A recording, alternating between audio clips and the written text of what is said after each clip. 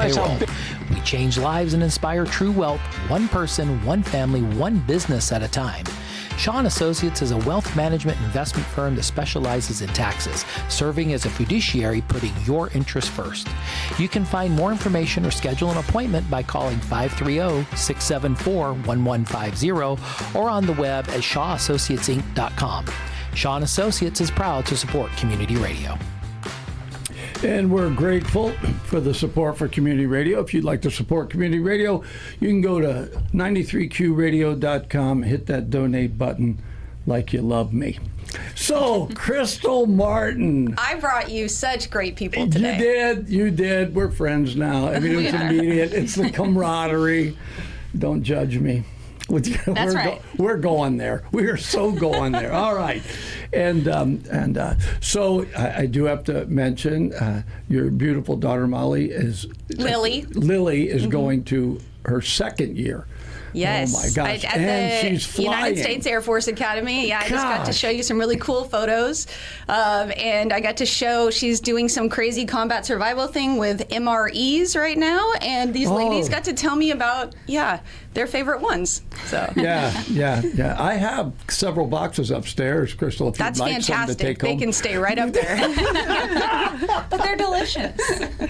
Oh my gosh. Well, that's what I told myself. All right. Kayla, First Sergeant for the Night Maintenance Squadron at Beale Air Force Base. Night Maintenance, and Kimberly is the First Sergeant for the Comp Squadron. And I am totally intimidated. Two First Sergeants in the room. So I'm going to be perfectly polite. I'm going to do everything right.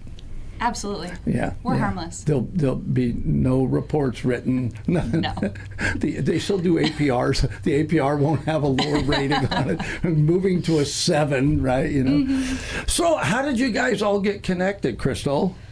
Jackie Silman. Of course. Yeah. So Jackie Silman and a group of local individuals have started you're going to have to help me. What does CMAC stand for? Community Military Appreciation Committee. Okay. And they've been doing some great things, including food bank and food pantry out at the base, and really just sort of helping to shine a light on some of the needs of our airmen and airwomen. And Jackie brought these ladies to the Yuba River Endowment. The Yuba River Endowment was formed about 6 years ago by a group of Yuba County farmers that belong to 8 different irrigation districts.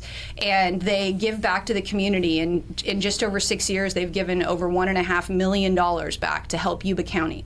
And Beale Air Force Base is a pretty big part of Yuba County. It is. And, they've done so much, and they'll tell you about the program Operation Warm Heart that they represent today. But what really got to us was the fact that anybody that comes with a need, a specific need, really out of the ordinary, they vet that out. They really make sure that is a true need, and then they help them get the funds to do that. And so the Yuba River Endowment just gave them $2,500 towards that cost. Oh, come on. Yes. Well, First Sergeants are the right people to do that because they're the ones that are connected to the troops. And there's no other reason to be a First Sergeant. There's no extra money, is there? Barely any, and we spend more than what we make, for sure. I'm sure there are days you wish you got hazardous duty or combat pay. 100%. Yeah. So tell me a little bit about what does the organization do? What are you going to do with $2,500? What is your goal and intent and... Yeah. Either one of you field that. Okay. Well, Operation Warm Heart is our nonprofit organization that is maintained by First Sergeants as a means to provide immediate financial assistance to military members and their families during a time of hardship. Oh. We operate through grants, and we support over 4,600 members that are assigned to Beale with anything from emergency travel, vehicle repairs, maybe an unexpected utility expense. We also do random acts of kindness, food security, as you mentioned, the food banks. But really anything and everything our military members need, they can approach their First Sergeant in Operation Warm Heart to see if we're the right fit for them. I think that's absolutely awesome. I've said it before, and I'll continue to say it. There is this belief that once you go in the military, You know, you got a bed, so you don't need a place to stay. You got food. You know what you're going to wear every day, right? Okay. You know, so they don't need money. And it's like, young airmen, they don't. A lot of times they'll take second jobs. Their spouse will take a second job. I mean, it's just the way it is. So having something where when an emergency arrives and they're living paycheck to paycheck, you guys are right there. And like I said, first sergeants you guys are in touch. And so you know. So how do they get a hold of it? Does everyone know? Just go to your first sergeant. How do they make that connection? So not every airman knows that there is Operation Warm Heart. They know that their first sergeant or shirt are the connectedness. So if there's an issue, we know what's going on in our unit, and we can help them out. So it's very discreet. A lot of people don't realize That's that cool. hey, they can get it, or who we donate to, because when you're in that time of need, you don't want your business aired to exactly. everybody. You just want to Yeah. focus on dealing with the emergency at hand. And so we are very discreet with it, but every first sergeant knows what we have, and we have the Operation Warm Heart to be able to tap in on and help them financially. How many first shirts are there? It ranges. We probably have between 20 and 25. And we've got our diamond-wearing first sergeants, which are folks that go to school, but we also are supported by a lot of additional duty first sergeants. So folks, you know, you were mentioning that you were a staff sergeant. We have a lot of tech sergeants and master sergeants that haven't gone to our school, but they support us and they come to our meetings. Oh, that's cool. Yeah, so we've got a great team on Beale. Yeah, I was never getting the diamond. That was not going to happen in my illustrious military career, right? But we always appreciated knowing that we could go and get help. So if someone was wanting to support this Operation Warm Heart, because you said you get grants, but it's like the endowment giving them money, how would people give to this? And can people here locally, can those of us in Yuba Sutter, can we donate to that? How does that work? Absolutely. So we take donations from anybody, and in reality, that is how our charity is funded.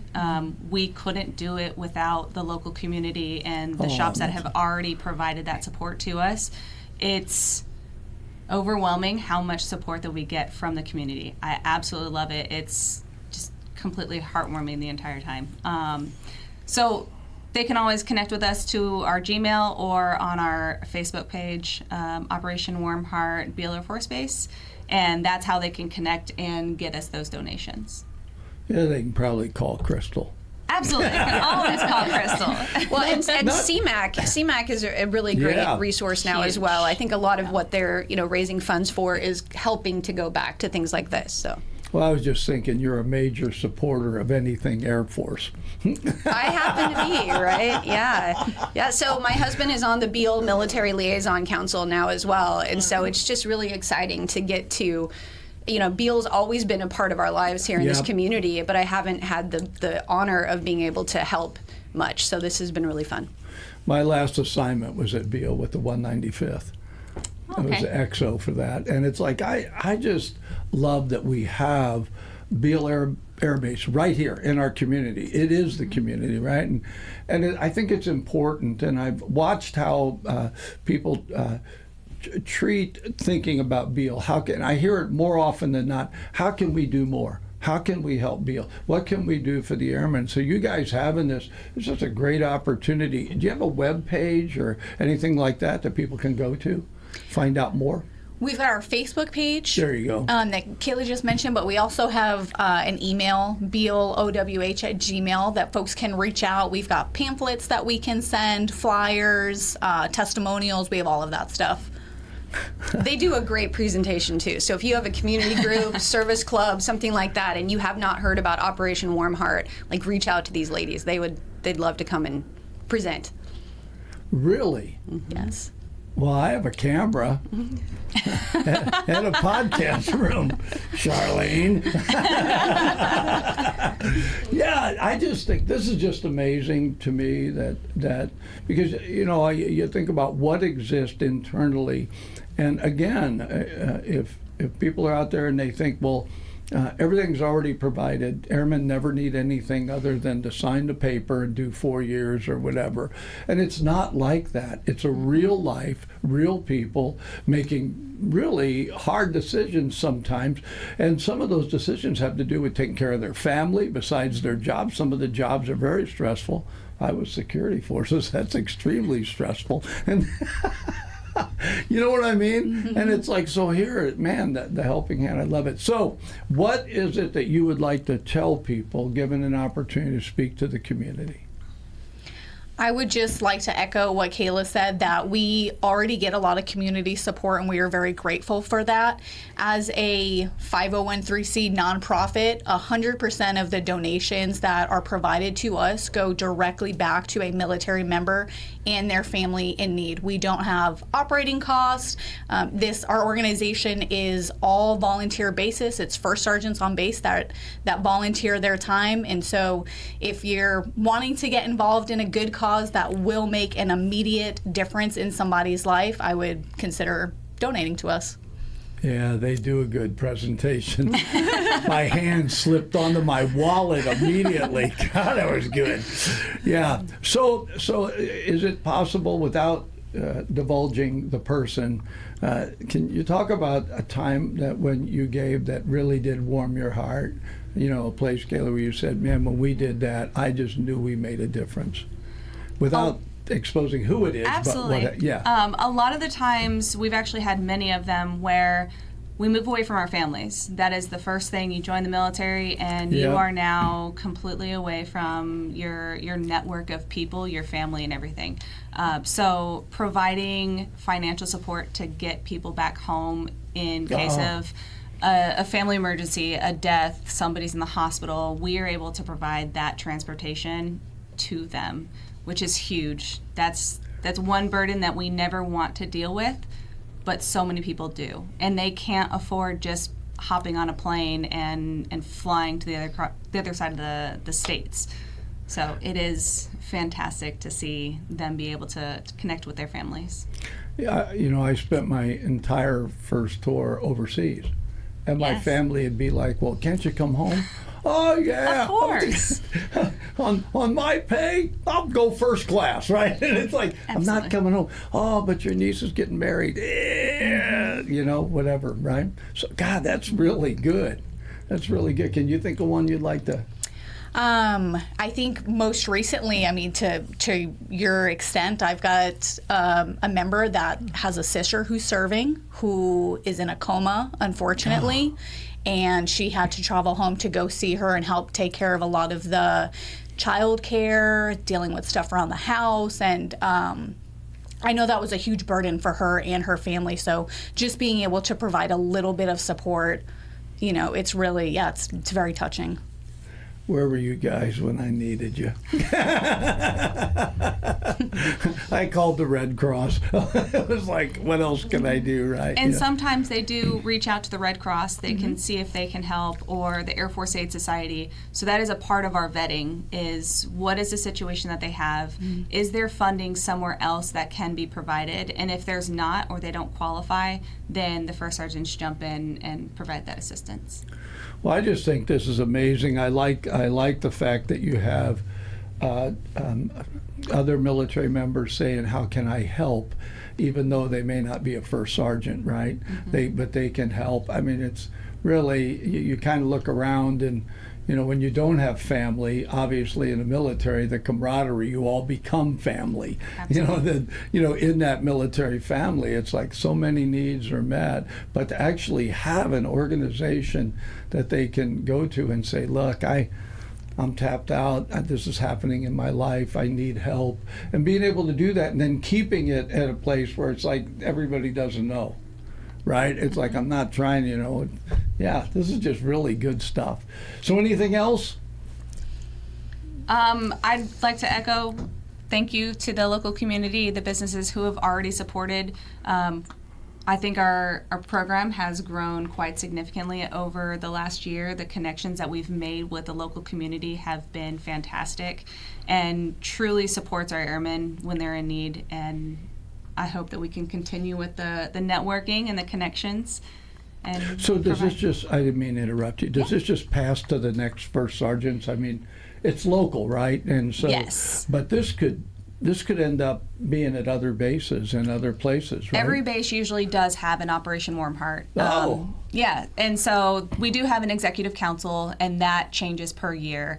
But all of the first sergeants on base are a part of Operation Warm Heart as members. So it's sustainable throughout the years. That's perfect. That's perfect. I love it. I'm still having a hard time. You know, you guys look about 12 to Oh, me. thanks. To me. You know what I mean? I'm sitting here, I'm talking to them the whole time. I'm like, I'd have a hard time going. You guys go, okay, I spent my money downtown. You're making us feel young. Appreciate it.